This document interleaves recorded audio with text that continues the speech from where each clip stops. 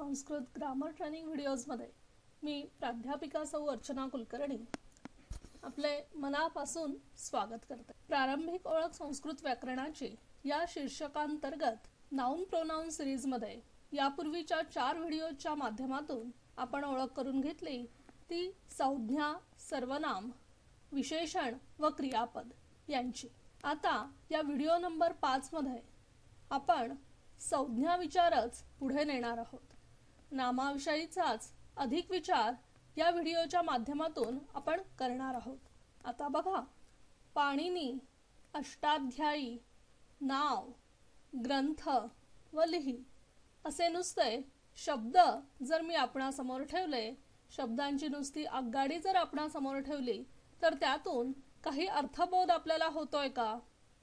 पाणिनी व अष्टाध्यायी किंवा नाव व अष्टाध्यायी, नाव व ग्रंथ या शब्दांचा आपापसात परस्परांशी काय संबंध आहे हे आपल्या लक्षात येतंय का? किंवा एक वाक्य म्हणून अर्थबोध या शब्दांच्या माध्यमातून आपल्याला होतोय का? तर निश्चितच नाही।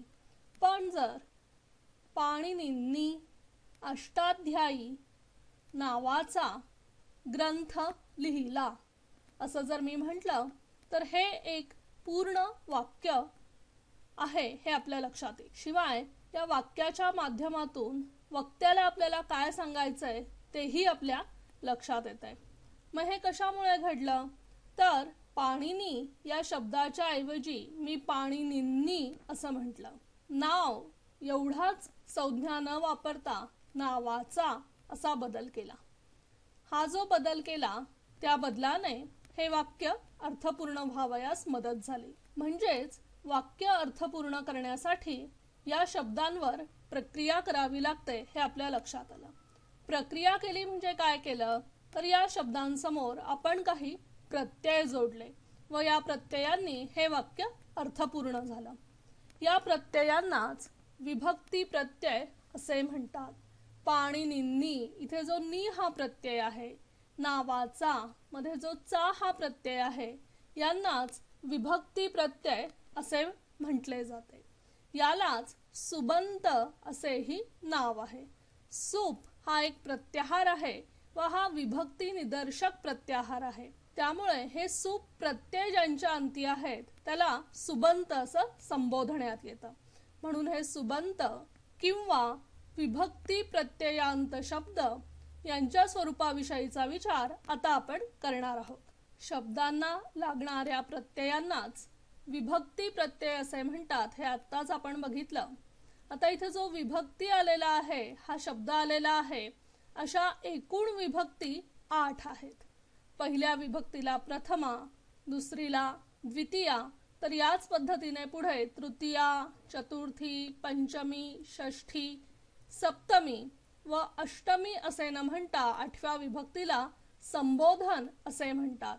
अशा एकूण 8 विभक्ती आहेत आणि प्रत्येक विभक्तींची 3 वचने आहेत। एकवचन, द्विवचन आणि बहुवचन। आपल्याला माहिती आहे की द्विवचन ही संकल्पना संस्कृत भाषेत अस्तित्वात आहे। इतर कुठल्याही भाषांमध्ये एखादी वस्तू 2 या संख्येने युक्त आहे हे दाखवण्यासाठी तिच्या मागे 2 हे संख्यावाचक विशेषण योजावं लागतं। पण संस्कृतमध्ये मात्र द्विवचनाचे फक्त विभक्ती प्रत्यय जोडले की ती संख्या 2 या संख्येने युक्त आहे हे लक्षात येतं। त्यासाठी परत 2 ही संख्या लिहिण्याची गरज नसते। त्यामुळे संस्कृतमध्ये एकूण 3 वचने आहेत, एकवचन, द्विवचन आणि बहुवचन। एकूण विभक्ती 8 आहेत आणि प्रत्येक विभक्तीची 3 वचने असे मिळून एकूण विभक्ती प्रत्ययांची संख्या 8 गुणिले 3 बरोबर 24 होते। एकूण विभक्ती प्रत्यय आहेत 24। आता हे जे 24 विभक्तींचे प्रत्यय आहेत हे कधी लावायचे, कधी प्रथमेचे प्रत्यय लावायचे, कधी द्वितीयेचे प्रत्यय लावायचे हे ठरवावं लागतं।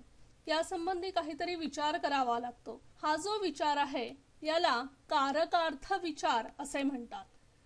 शब्दांना विभक्ती ज्या हेतूने वाक्यात लावली जाते त्यास कारक असे म्हणतात। आता कारकाची शास्त्रीय व्याख्या काय आहे तेही समजावून घेऊयात।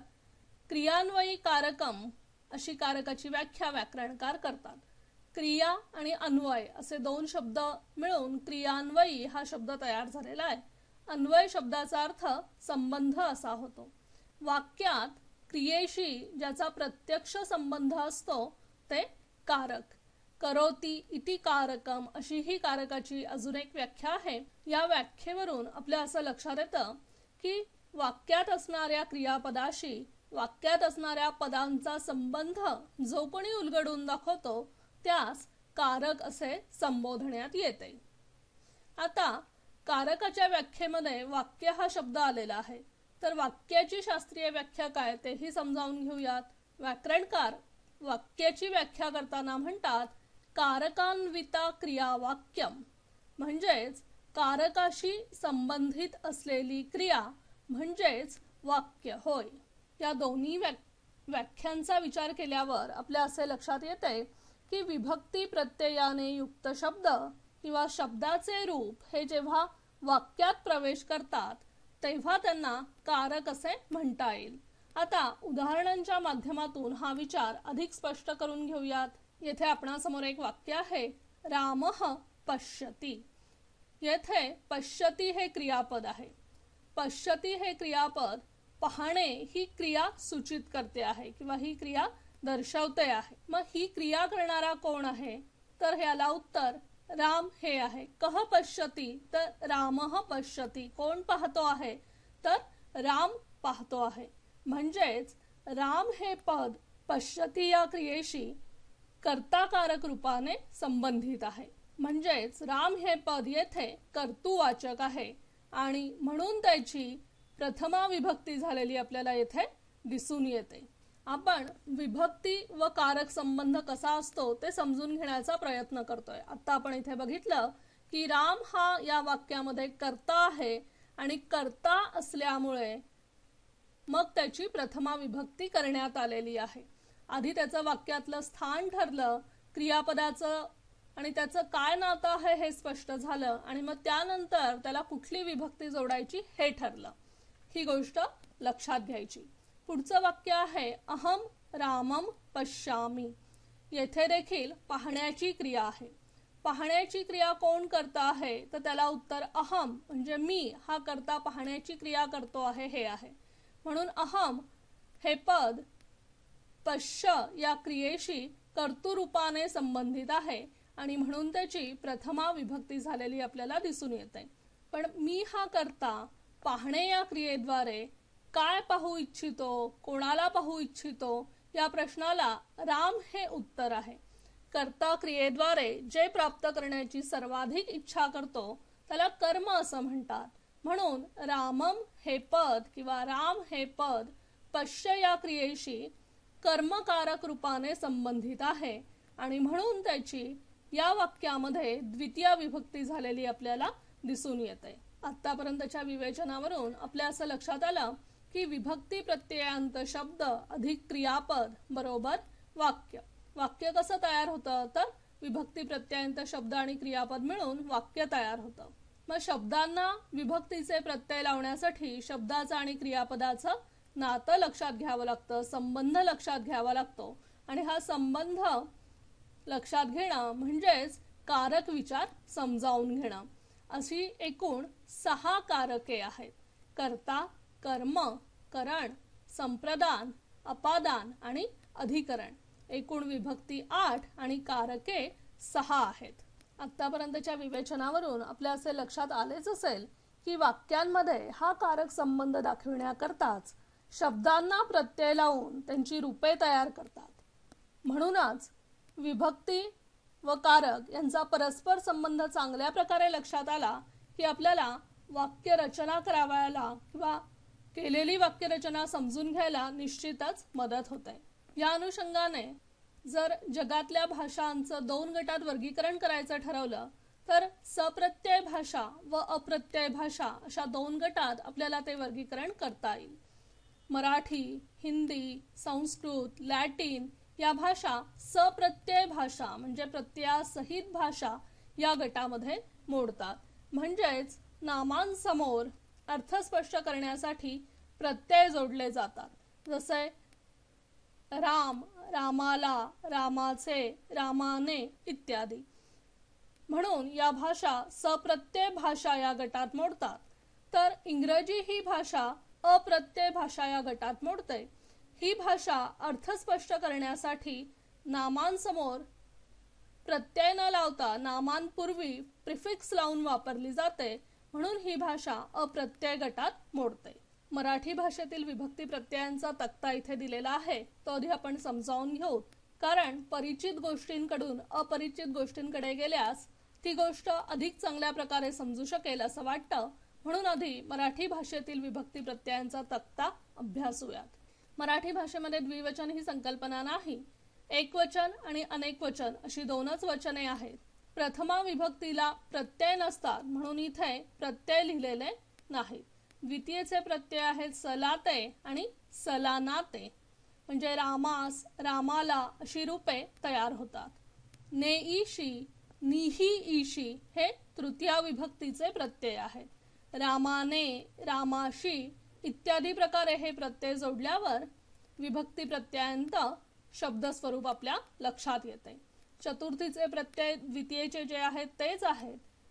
सलाते व सलानाते, रामास, रामाला इत्यादी. ऊन, हून, पासून हे पंचमीचे प्रत्यय आहेत.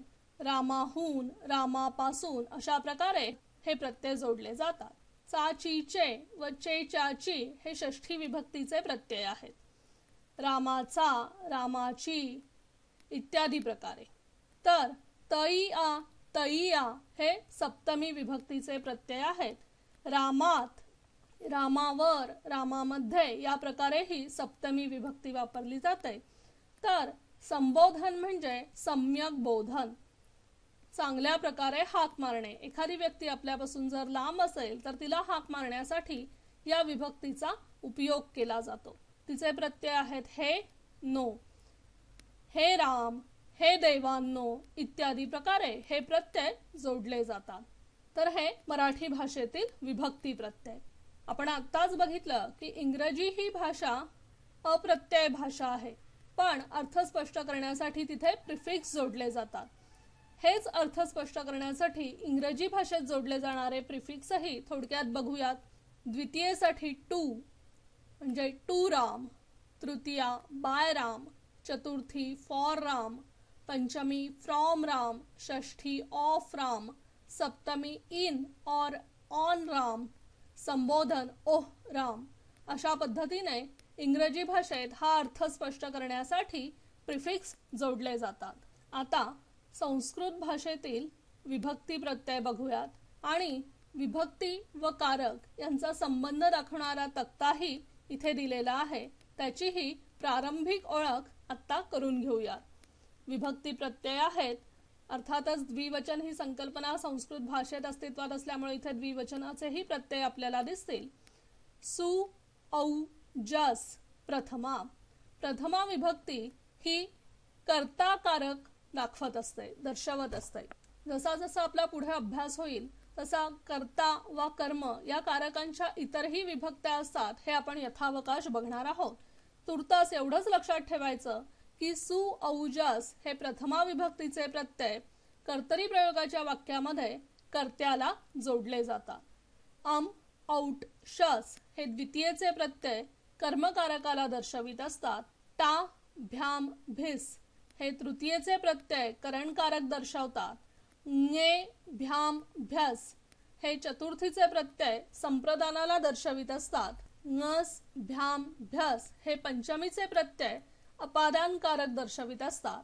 ङस, ओस, आम हे षष्ठी विभक्तीचे प्रत्यय षष्ठी विभक्ती कारकार्थ दर्शवत नाही, कारण तिचा क्रियेशी प्रत्यक्ष व अप्रत्यक्ष स्वरूपात संबंध दिसून येत नाही. म्हणून नी, ओस, सूप हे सप्तमीचे प्रत्यय अधिकरण कारक दर्शवित असतात. या व्हिडिओच्या माध्यमातून आपण विभक्ती प्रत्यय किती आहेत, विभक्ती प्रत्यय जोडताना काय विचार करावा लागतो, शब्दांचं व क्रियापदाचं नातं जो स्पष्ट करून सांगतो त्याला कारक असे म्हणतात, अशी विभक्ती व कारक यांच्या स्वरूपातील अगदी प्रारंभिक स्वरूपाची तोंडओळख करून घेतली आहे. आता यापुढच्या व्हिडिओजमध्ये विभक्ती व कारकार्थ हा अधिक चांगल्या प्रकारे उलगडून दाखवला जाईल आणि त्यानंतर हे विभक्ती प्रत्यय जोडून शब्द कसा चालवला जातो, राम कसा चालतो हे आपण बघणार आहोत। तेव्हा मित्रांनो, तुम्हाला आमचे व्हिडिओज कसे वाटले हे आम्हाला नक्की कळवा। फीडबॅक जाणून घेण्यास आम्ही उत्सुक आहोत आणि आपणास आमचे व्हिडिओज आवडत असतील तर संस्कृत.coach या आमच्या चॅनलला जरूर सबस्क्राईब करा। तर पुन्हा भेटूयात कारकार्थ विचार घेऊन। तोपर्यंत धन्यवादः। पुनर्मिलामः।